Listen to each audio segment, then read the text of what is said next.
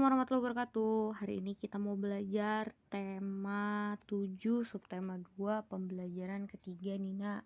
Ya, yang ada di halaman 103. Terus dibaca nih ada cerita semut dan belalang. Nah, di sini nih ceritanya tentang apa? Nanti kalian baca, oke? Dibaca halaman 104 juga dibaca nih supaya bisa jawab pertanyaannya, jangan ngasal ya. Nah, terus di halaman 105 nih, ya kan? Kalau udah dibaca pasti ngerti. Nah, kalau udah ngerti dibaca soalnya, pasti diisi. Nah, apa yang dilakukan sekelompok semut? Mengapa mereka harus melakukannya? Nanti kalian jawab nih. Yang kedua, bagaimana menurutmu sikap belalang? Yang ketiga, bagaimana cara semut bekerja? 4, nilai-nilai baik apa yang bisa kamu teladani dari cerita di atas? Nah, tulisnya ditaruh di diagram di bawah ini nih, Nak. Kita mau belajar diagram. Jadi, Bu, berarti nanti dibikin gambarnya dong Bu di bawahnya. Iya, nanti jawaban nomor 1 apa di sini. Nah, jawaban nomor 2 apa di sini. Jawaban 3 apa, nomor 4 apa ya. Dibikinnya bagus, yang rapih, oke? Terus lanjut. Nah, terus ini di bawah tambahannya nih. Ini juga nih ya. Tadi tugas pertama masih lanjut sampai sini nih, ya. Apa yang bisa kamu pelajari dari cerita tersebut? Nah, terus di halaman 106, seorang pemimpin harus tahu kelebihan dan kekurangan dirinya. Semut mencontohkan kondisi dirinya yang tidak bisa bekerja di musim dingin. Untuk mengatasinya, semut bekerja di musim panas agar mereka tidak kelaparan di musim dingin.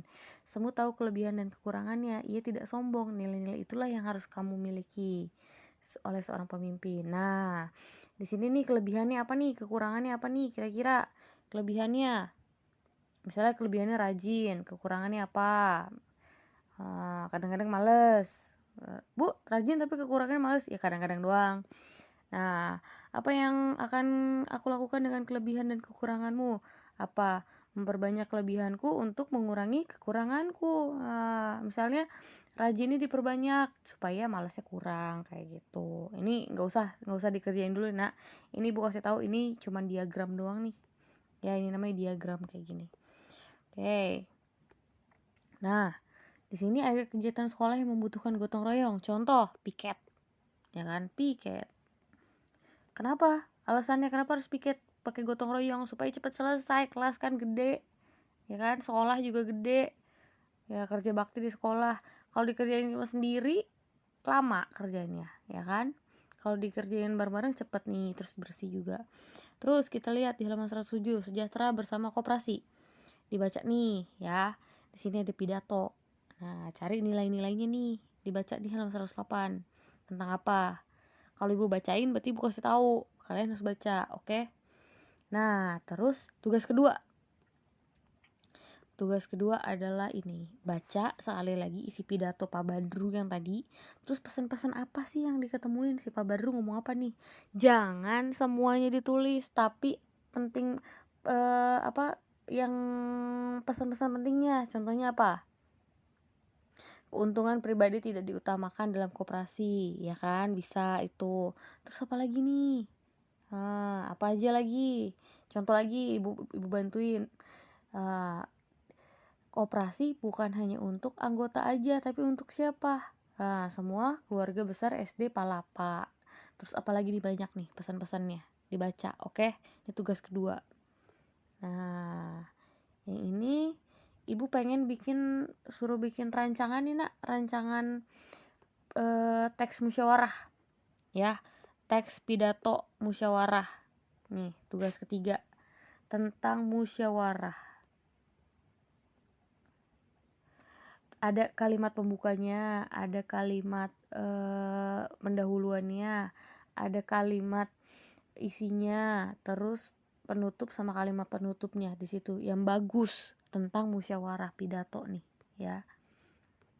Oke. Lanjut. Nah, di sini siapakah tokoh yang diwujudkan dalam patung tersebut? Ayo, siapa ini nih? Soekarno dan Muhammad Hatta. Apa bahan pembuatannya nih? Kira-kira ini mah dari semen ya. Menurut perkiraanmu bagaimana cara pembuatan patung tersebut? Nah, ini namanya patung si gale-gale. yang dapat menari di sini. Katanya dulu di kerajaan Samosir dipimpin oleh Raja Rahat. Dia memiliki anak sematawayang bernama Manggale. Suatu saat Raja Rahat meminta anaknya untuk berperang melawan musuh di perbatasan. Manggale pun pergi berperang, tapi dia tidak pernah kembali. Dia meninggal. Akhirnya masyarakat semua tuh pada menghibur raja dengan membuat patung menyerupai anaknya si Manggale. Nah, namanya si Gale-Gale. Gale dalam bahasa Batak Toba artinya lemas. Pada waktu itu dukun di sana juga ikut membantu memanggil roh Manggale supaya masuk ke dalam patung. Nah, terus kita masih bisa nemuin nih patungnya di situ ya, di Pulau Samosir. Kalau misalnya main ke sana coba lihat. Nah, di sini ada di halaman 115. Ada teknik pembuatan patung, ciri-ciri patung apa aja. Nah, nanti kalian tugas keempat ya. Tugas keempat, jadi hari ini tugasnya ada 4. Tugas keempat adalah kalian cari di internet. Bu, kenapa sih cari di internet? Iya, cari di internet karena nggak ada di bukunya. Kan disuruh cari buku nih, ya kan? Bukunya kan ada di perpustakaan. Perpustakaannya nggak ada di sekolah. Karena nggak sekolah, cari di internet. Ya, ciri-ciri patung apa aja? Jenis-jenis patung apa aja, bahan pembuatan patung sama teknik pembuatan patung. Kalau nggak salah nih kelas 5 udah pernah nih ya. Jadi tugasnya hari ini ada 4, oke? Yang ini nggak usah yang bawahnya. Nah, di sini ya. Terus ada halaman 116, tahap perubahan pada masa pubertas. Ini udah pernah nih, lihat ya. Di sini ada masa pertumbuhan manusia terbagi menjadi balita, anak-anak, remaja, dewasa, dan usia lanjut. Nah, pada masa ini terjadi perubahan pada tubuh, baik yang terlihat maupun tidak terlihat. Nah, terus nak, di dalam tubuh kita ini ada namanya hormon nak, ada hormon reproduksi mulai dihasilkan pada perempuan. Hormon akan mengakibatkan sel telur matang. Kalau sama laki-laki, reproduksi mengakibatkan tubuh produksi sel sperma. Nah, jika sel telur dan sel sperma bertemu dapat terjadi pembuahan dan tumbuh menjadi bayi. Nah, pada umumnya pada masa ini kesehatan reproduksi remaja akan memperhatikan ciri-ciri pubertas. Pada perempuan dia akan mengalami menstruasi setiap jangka waktu tertentu. Umumnya setiap 28 hari sehari. 28 hari sekali. Pada laki-laki, dia akan mengeluarkan sperma.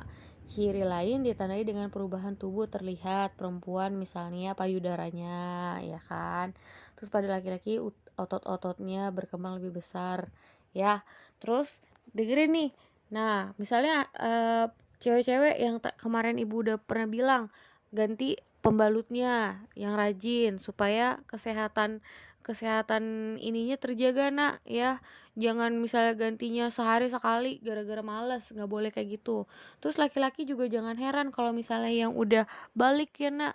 Nah, kadang-kadang suka ngompol, bukan ngompol tapi itu namanya mimpi basah. Itu namanya ada sel hormonnya yang membuat sperma ya. Nah, terus kalau misalnya perempuan itu menstruasi itu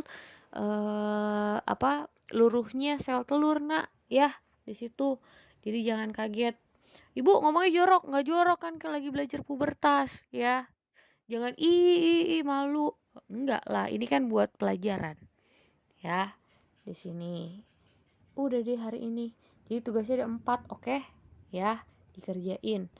Ya, selamat mengerjakan. Assalamualaikum warahmatullahi wabarakatuh.